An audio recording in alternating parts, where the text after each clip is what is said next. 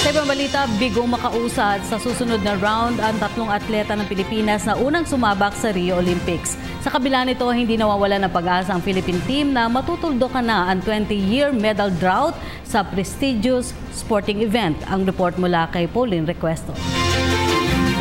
Bigong masungkit ng mga Pilipinong atleta ang tagumpay sa unang araw ng Rio Olympics. 3 pambato ng bansa sa larangan ng table tennis, boxing at swimming ang unang sumalang sa prestihiyosong sporting event matapos ang engranding opening ceremony nito noong Biyernes o araw ng Sabado dito sa Pilipinas. Eliminated na si Ayan Lariba sa women's single competition ng table tennis matapos matalo sa pambato ng Congo na si Han Xing.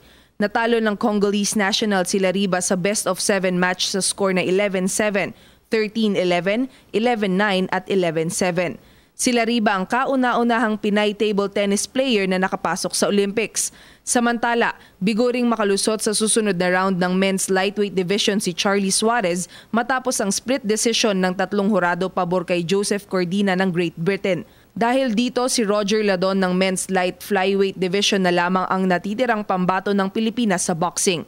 Hindi rin nakapasok sa men's 400-meter freestyle final ang Pinoy swimmer na si Jessie Lacuna. Nakapagtala si Lacuna ng oras na 4 minutes and 1 second at nagtapos sa ika-46 na pwesto.